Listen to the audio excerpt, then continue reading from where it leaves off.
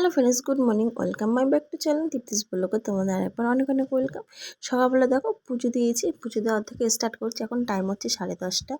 যেহেতু স্নান টান করে তীর্থকে ঘুম পাড়িয়ে আবার ও অনেক সকালে উঠেছিল, ওর ঘুম তারপর খাইয়ে দেই, ওকে ঘুম পাড়িয়ে আমি পুজো দিয়ে তারপর রান্না করে চলে এসেছি। আজকে এসছে বাবা। আমার বাবা আজকে অনেকদিন পর আসলো, আর আমার হাজব্যান্ড একটু ইলিশ মাছ পাঠিয়েছে। আজকে ইলিশ মাছ রান্না হবে যেহেতু বাবা এসছে। আর সকালে কিছু কেচে দিয়েছি, বাইরে যেহেতু বৃষ্টি হচ্ছে কিছু কাঁচা আছে, ওইগুলো হালকাভাবে ছাদের নিচে মেলে দিয়েছি। আমাদের একটা ছাদ আছে, সেখানে খোলা জায়গা তো। আর আগের দিনে জামা প্যান্টগুলো সেগুলো ওখানেই রয়েছে, শুকিয়ে গেছে। তাছাড়া রান্নাবান্না করে ওগুলো নিয়ে এসে ভাঁজ করে নেবো। তো এখন মাছ টাছ ধুয়ে টুয়ে দেখো আমি, আর এগুলো বাসন যেগুলো এঁটো বাসন ছিল কিছু, সেগুলো মেজে নিচ্ছি, যাতে হাত দিয়ে মাছের গন্ধটা চলে যায়, হাতটাও ধোয়া যায়, বাসনটাও ধোয়া যায়।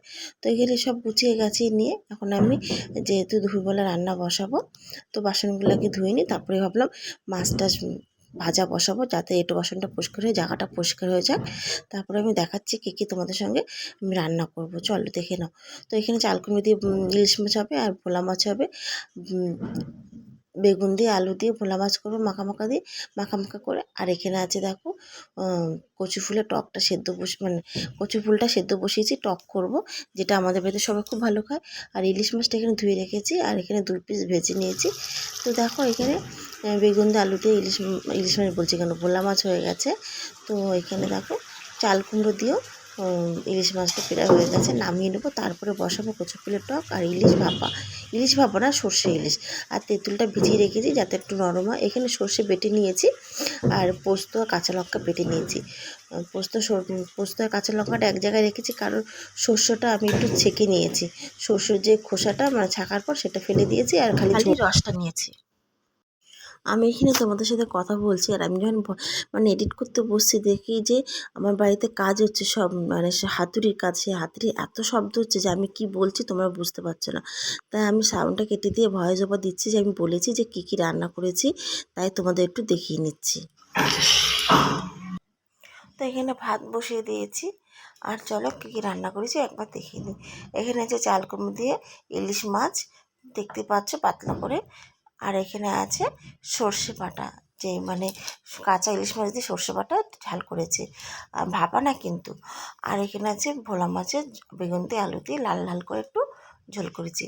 আর যে এটা হচ্ছে কচু ফুলের টক, তোমাদের দেখেছি যে কচুর ফুলটা সেদ্ধ বসিয়েছি। এটা আমার খেতে খুব ভালো লাগে, আমার হাজব্যান্ডও খুব পছন্দ করে। আর এদিকে আমার যা 2 পিস ইলিশ মাছ, ও সর্ষে বাটা দিয়ে করেছে, তাও দিয়ে গেছে। তো এখানে চলো ভাতটা হয়ে গেলে সবাইকে খেতে টেতে দিয়ে দেবো। তারপরে তার আগে বাসনগুলি মেজে নিই। এতটা গরম লাগছে, বাইরে বৃষ্টি হচ্ছে হলে কি, আমার খুব গরম লাগছে। তো চান টান করে নিয়েছি, এখন সবাইকে খেতে দিয়ে দেবো। হাজব্যান্ডও এসছে, আর বাবাকে তোমাদেরকে দেখাতে পারিনি, কারণ বাবা ক্যামেরার সামনে আসতে চায়নি। তো এখন টাইম হচ্ছে বিকেল 4:30, আর যেগুলো আমি তোলা ছিল সব তুলে নিয়ে এসেছি। বাবা খেয়ে দিয়ে একটু বিশ্রাম করে বাবাও চলে গেল, তাই জন্য ভাবলাম আর কি করব, বাবা যখন নিজেই বলছে আমাকে নিস না, আমার খুব খারাপ লাগছে, লজ্জা লাগছে। আর যাই হোক, সবাই তো ক্যামেরার সামনে আসতে অভ্যস্ত নয়, তাই ভাবলাম বাবা চলে গেছে, এইগুলো তুলে এনে ভাজ করে নিই। তীর্থসোনাও আছে বসে দিদির কাছে, আর আমি এই জামা প্যান্টগুলো ভাজ টাজ করে টোরে নিয়ে টিয়ে, আর এখন আমি একটু রেস্ট করবো। তীর্থসোনাকে চেষ্টা করবো, যদি একটু ঘুমাই তাহলে আমি একটু ঘুমাবো। যেহেতু তীর্থসোনা আর ঘুমাতে পারেনি, কারণ তীর্থসোনা হঠাৎ করে শরীর খারাপ হয়ে গেল, ওর খুব পটি হচ্ছে, তাই আমাকে ডাক্তারখানায় যেতে হয়েছে। তো আমি তখন ভয়েস ওভার দিচ্ছি, তাই বলতে পারছি। যখন আমি জামা প্যান্ট ভাঁজ করছিলাম তখন তীর্থসোনা সুস্থই ছিল, হঠাৎ করে কেন এরকম হলো আমি বুঝতে পারিনি। তো যাই হোক, একদিকে বাবা আসলো তাও আনন্দ একটা ব্যাপার, আর একদিকে হঠাৎ করে ছেলেটা শরীর খারাপের জন্য মনটা খারাপ হয়ে গেল। দেখো এই সময় তীর্থসোনা খেলছে, আমি ভাবতে পারি যে ওর শরীর খারাপ হবে। তো মেয়ে স্কুল থেকে চলে এসেছিলো, যেহেতু এখন 4:45 মতন বেজে গেছে। তো এসে ফ্রেশ ট্রেশ হয়ে ভাইয়ের সঙ্গে একটু খেলা করছে। তো যাই হোক, আমি ভিডিওটা কন্টিনিউ করতে পারিনি, চলো টাটা।